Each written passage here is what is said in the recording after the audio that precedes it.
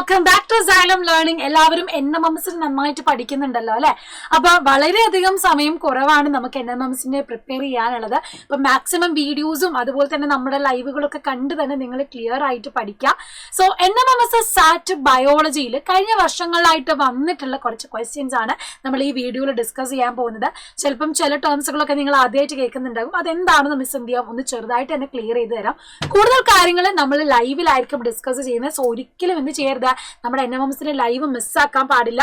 ഓരോ പുതിയ കോൺസെപ്റ്റുകളും പഠിപ്പിച്ചാണ് നമ്മൾ പോകുന്നത്. സോ ഫസ്റ്റ് ക്വസ്റ്റ്യൻ ഞാൻ തരാം. First question, identify the tissue of the cell which can contract and regain the original state. നമ്മൾ ടിഷ്യൂസ് എന്ന് പറഞ്ഞാൽ എന്താ, ഗ്രൂപ്പ് ഓഫ് സെൽസ് ആണ്. ഓൾറെഡി നിങ്ങളിപ്പോൾ സ്കൂളിൽ ഈ ചാപ്റ്റർ തുടങ്ങിയിട്ടുണ്ടാകും. നമ്മുടെ കോശങ്ങളുടെ കൂട്ടത്തിനെയാണ് നമ്മൾ കലകൾ എന്ന് പറയുന്നത്.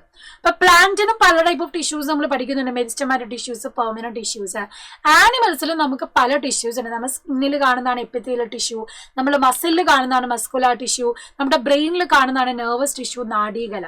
ഇവിടെ ചോദിച്ചിരിക്കുന്നത് കോൺട്രാക്ട് ആൻഡ് റീഗെയിൻ ചെയ്യാൻ കപ്പാസിറ്റി ഉള്ളത്, അതായത് പൂർവ്വസ്ഥിതി, അതായത് സങ്കോചിക്കാനും അതുപോലെ തന്നെ പൂർവ്വസ്ഥിതി പ്രാപിക്കാനും കഴിവുള്ള കോശങ്ങൾ ഏതാണ് എന്നാണ്. അപ്പൊ ഇങ്ങനെ ഒരു ചോദ്യം വന്നാൽ നിങ്ങൾ ആലോചിക്കേണ്ടത് നമ്മുടെ മസിൽസിലാണ് കോൺട്രാക്ട് ആൻഡ് റീഗെയിൻ ചെയ്യാനുള്ള കപ്പാസിറ്റി. നമുക്കൊരു സാധനം എടുക്കാനും പിടിക്കാനും അതുപോലെ തന്നെ എന്ത് ചെയ്യണം, പല ആക്ഷൻസ് ചെയ്യാനും പറ്റുന്നത് നമ്മുടെ മസിൽ ടിഷ്യൂസിനാണ് കോൺട്രാക്ട് ചെയ്യുക, റീഗെയിൻ ചെയ്യാൻ പറ്റുന്നത്, അല്ലെങ്കിൽ സങ്കോചിക്കാനും പൂർവ്വസ്ഥിതി പ്രാപിക്കാനും പറ്റുന്നത്. സോ ഇവിടെ കറക്റ്റ് ഓപ്ഷൻ എന്ന് പറയുന്നത് ഏതാണ്, നമ്മുടെ മസ്കുലാർ ടിഷ്യൂ ആണ്. കറക്റ്റ് ഓപ്ഷൻ എന്ന് പറയുന്നത് പേശി കലയാണ്. രണ്ടാമത്തെ question, an organ that has the capacity to regenerate its damaged cell. നിങ്ങൾ 7ാം ക്ലാസ്സിലൊക്കെ ബേസിക് ആയിട്ട് പല സിസ്റ്റംസ് പഠിക്കുന്നതാണ്.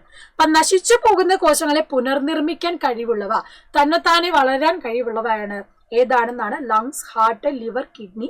ഇതിൽ കറക്റ്റ് ആൻസർ എന്ന് പറയുന്നത് ലിവർ ആണ്, കരളാണ്. സ്വയം ഡീജനറേറ്റ് ചെയ്യാനുള്ള കപ്പാസിറ്റി ഉള്ളവരാണ് എന്ത്, അല്ലെങ്കിൽ നശിച്ചുപോയാൽ വീണ്ടും റീജനറേറ്റ് ചെയ്യാം, പുനർനിർമ്മിക്കാൻ കഴിയുന്ന ഒരു ഓർഗൻ അല്ലെങ്കിൽ അവയവം എന്ന് പറയുന്നത് അത് നമ്മുടെ ലിവർ ആണ്, കരളാണ്. അടുത്തത്, which one of the following is not a taxon. നിങ്ങൾ ആദ്യമായിട്ടായിരിക്കും ഈ ഒരു ടേം കേൾക്കുന്നത്. നിങ്ങൾക്ക് കഴിഞ്ഞ ബേസിസ് ക്ലാസ്സിലൊന്നും അത്ര അറിയത്തുണ്ടാവില്ലെങ്കിലും നിങ്ങൾക്ക് ഈ ഒരു വർഷം ഇനി പഠിക്കാനുള്ളതും കൂടിയാണ്. സംഭവം എന്താണെന്ന് വെച്ചാൽ നമ്മുടെ ഓരോ ജീവികളെയും ഓരോ ടാക്സോൺ ആയിട്ട് തിരിക്കുന്നുണ്ട്. അതായത് കിങ്ഡം, ഫൈലം, ക്ലാസ്, ഓർഡർ എന്ന രീതിയിൽ. അപ്പൊ ഇതില് നമുക്ക് പഠിക്കാനുള്ളതിൽ വരുന്നതാണ് സ്പീഷീസ്, ഓർഡർ, ക്ലാസ്, പോപ്പുലേഷൻ.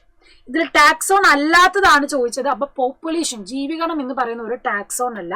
അപ്പൊ പ്രോപ്പർ ആയിട്ട് വരുമ്പോ ഏതൊക്കെയാന്ന് വെച്ചാൽ കിങ്ഡം,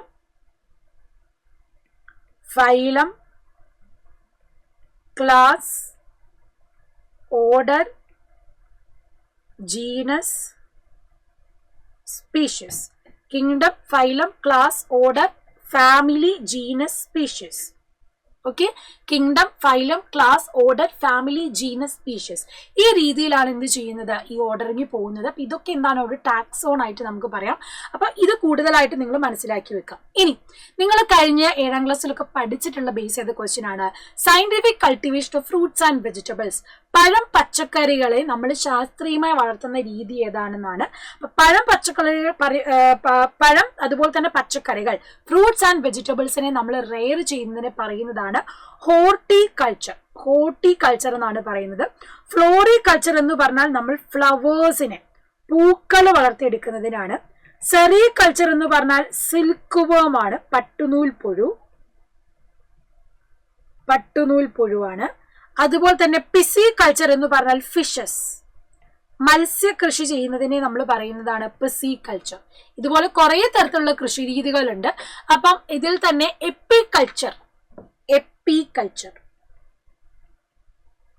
എപ്പികൾച്ചർ എന്ന് പറയുന്നത് എന്തിന്റെ കൃഷി രീതിയാണ് എന്ന് നിങ്ങൾ എന്ത് ചെയ്യുക, ഒന്ന് കമന്റ് ബോക്സിൽ കമന്റ് ചെയ്യുക.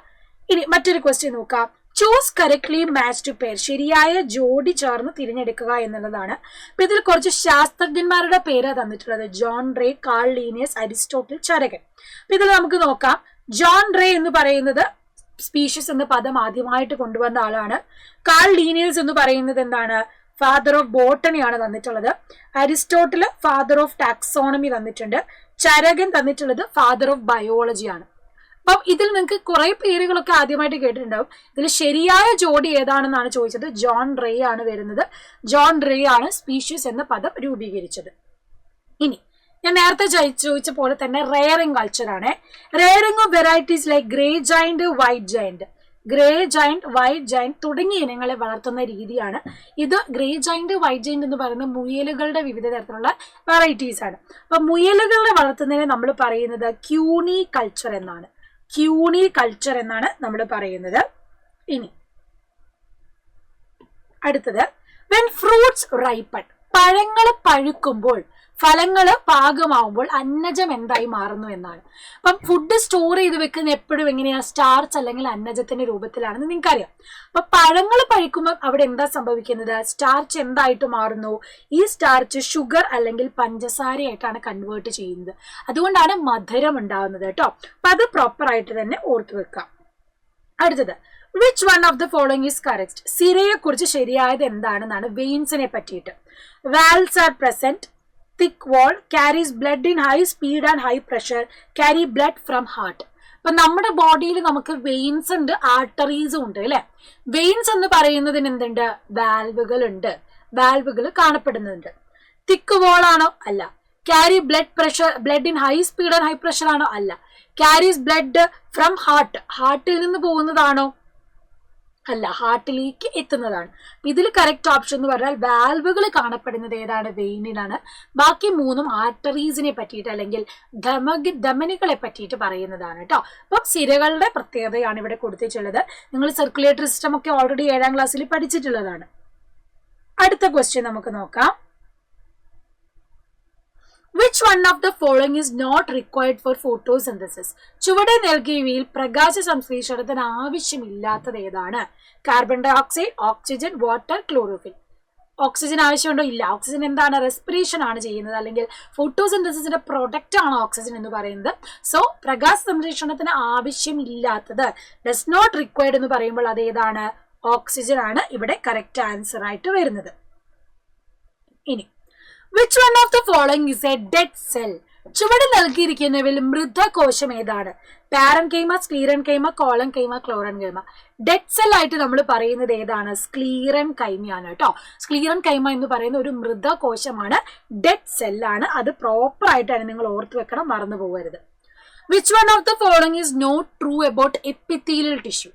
ചുവടെ നൽകിയിരിക്കുന്നതിൽ ആവരണ കലയെ കുറിച്ച് ശരിയല്ലാത്തത് ഏതാണെന്നാണ്. Control and coordinate physiological function, produce secretion, lines inner wall of digestive tract, അന്നപഥത്തിന് ഉൾഭിത്തി ആവരണം ചെയ്യുന്നു, cover and protect the body. Epithelial tissue ആണ് ചോദിക്കുന്നത്.